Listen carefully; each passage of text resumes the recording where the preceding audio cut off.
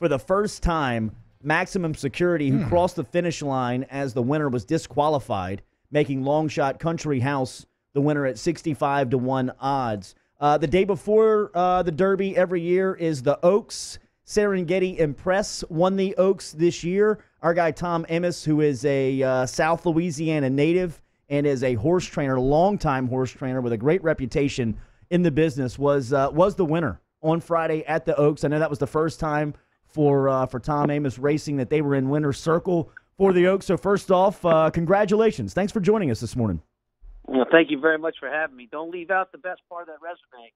LSU graduate, 1983. Yes, hey, sir. hell yeah. And T-Bob and I were talking about the baseball game yesterday, and we were talking about when did we know what was happening with the innings. And you and I were setting up this interview, and you texted back, what about this ninth inning? I said, oh, damn, I was at my son's fair over there at Our Lady of Mercy. Ran and found a TV and watched the ninth inning. That was a crazy finish yesterday at the box. Actually, Thomas, that means the last time you were in school was the last time that Ole Miss won a series in Baton Rouge until yesterday, 1982. You got to go back to. There were a lot of references this weekend. Friday winning the Kentucky Oaks, which is the girls' version of the Kentucky Derby. Wow. And it's a holiday all throughout Kentucky, and certainly nothing's happening in Louisville whatsoever. School's out, everything else. It's a big, big deal. And after I won that race, I commented to a couple of my friends from Baton Rouge, including Chris Ewing, who was up here with me. Nice. When we were out so late, I said, I haven't been out this late since I was in college. Well, tell me about your filly. Tell me about Serengeti Impress. So she's a horse that was bought at the Keeneland sales here for a lot less than what the average purchases are for yearlings. I paid $70,000 for her, and in winning the Kentucky Oaks, her earnings surpassed over $1 million. That race alone, she made $725,000. Nice investment. Winning the race, and her value off the racetrack as a mama, what we call a broodmare, Come on. is anywhere between $4 and $5 million right now. If she can continue to have success on the track, that'll jump some more. So it's almost like a quarterback that has a great season and goes into free agency. He's going to get a big contract. But if he can keep doing that year after year, like, say, a Drew Brees, then he's worth a lot more, and that's what we're hoping we can do with her. Beautiful. Well, did I see a story? So leading up to the Oaks, you were kind of under the impression that she may not run. Did I read that right? And just maybe 2 weeks ago at a training, you said, look at her. She's cruising. She's galloping. We may put her into the Oaks, and here she is standing in winner's circle. Actually, the Oaks was, had a chance to be something that we weren't going to do at all. She'd had a bleeding episode in New Orleans where a horse will actually bleed internally in the lungs, and it takes a while to repair that. So the time frame of getting her ready for the Kentucky Oaks and making sure we didn't have another episode like that was pretty short. But fortunately for me, she showed all the signs that she was ready to go. Tom Amoss of Tom Amoss Racing joining us here, thoroughbred horse trainer based in the Midwest. He's a New Orleans native and an LSU alum. His horse, Serengeti Impress, won the Oaks on Friday. Saturday, we get to get back to the Twin Spires over there at Churchill Downs. It's a sloppy track, and for the first time, something happened. Can you explain to our listeners, Tom, what we saw on Saturday? Because there's not a lot of horse racing, not a lot of horse racing intelligence in our listening audience, but a lot of people who are watching the race. Can you just explain to maybe the layman horse race watcher what happened? Sure. So the Derby was a 20-horse field, and as they turned for home in what we call the top of the stretch with a quarter mile to go, which is when everybody kind of pushes on the accelerator to get their horse to go, there was a big traffic jam up front. And the horse on the lead, who was keeping a path against the rail, spooked by something in the infield, probably the crowd, because we don't ordinarily have crowds in the infield, but we did for Derby Day, and moved out two paths. And in so doing that, caused a chain reaction of problems for other horses. And unlike you guys, when you're in traffic and you probably zoom from lane to lane, we police that here and with horses. And so that horse created a foul and came down. As a matter of fact, if you go on the ESPN website this morning, you'll see a great article by Catherine Terrell, That's who right. is an LSU graduate. Yes, that's our girl. She's awesome. She was a sports editor for the Daily Rebel there, and she now works for ESPN. Her second love after football is horse racing. She wrote a great article explaining it all.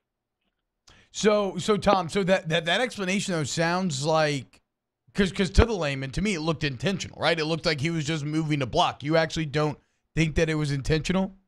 No, I do not. Wow. As a matter of fact, the rider on the lead horse, as soon as his horse spooked and moved outside, if you watch his hands, he corrects him immediately. Damn. And so I do not think it was intentional, and it typically is not intentional, although there are rare occasions where that might happen. It's unfortunate because that horse ran a really good race, and for about 15 minutes, all the connections thought they had just won the Kentucky Derby. That's like winning the Super Bowl. Absolutely. And getting it taken away from you. As a matter of fact, the big reference all over social media was comparing it to the Rams and the Saints game. And I thought one of the best tweets I saw was from Buffalo Wild Wings, which has kind of become the sports bar of America. And it said, "Congratulations to the Los Angeles Rams winning the Kentucky Derby." The Saints memes were excellent this week. And so here's my question, though, Tom. How common is this sort of disqualification just overall in horse racing? And how are you surprised that like in 145 years of the Kentucky Derby that this is the first time you've had a situation like this? Yeah, so the Derby itself is ordinarily a very rough run race. So compare it to watching a pro basketball game and the refs let them play, as opposed to a very tightly called game in the NBA. The Derby is always a let them play kind of race. So I think that's why there's some people out there that think that disqualification shouldn't have happened. But when you put it in perspective of all the races we run in the United States, we run, Wednesday through Sunday, 10 races a day all over the country. If this had been on a Wednesday, it would have been a no-brainer. The horse would have come down. He did commit the foul, whether intentional or not, and I don't believe it was intentional. He committed the foul, and he needed to come down. But there is a group out there that are also well-versed and knowledgeable in racing that would say, hey, they let him play every year. They let him, in the Derby, and that's why there's never been a takedown from first in the Derby ever. And so with that in mind, I can understand the sentiment that, hey, what about this big race? You just can't take something like that from the winner. But in the end, my opinion, of course, had to come down. Wow. Oh, wow. So they got it right. They got it right in your opinion. Yeah, they got it right. Okay. 100%.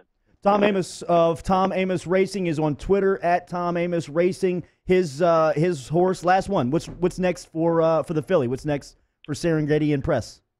So she's going to go up to New York and run in a race that's a very big race in June, again, for the 3-year-old fillies, and it's the girls' division of what would be considered the Belmont Stakes for boys.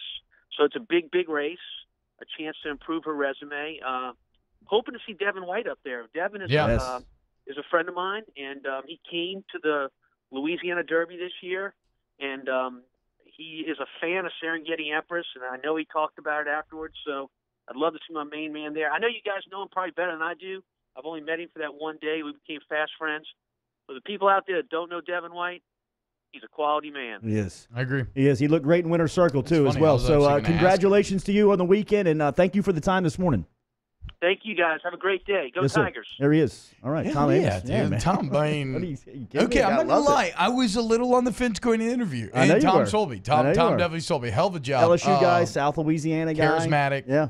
But, it's probably not easy to be in a good mood when your little filly's going to start making you millions of dollars. So shout out to the broodmare, Serengeti Empress. The most interesting part of I you said the name impressed wrong the whole time. Yeah. Yeah. Whole It's okay, time. though. It's okay. Whole time. The craziest part, the most impressive part about that was that he's saying the horse got spooked.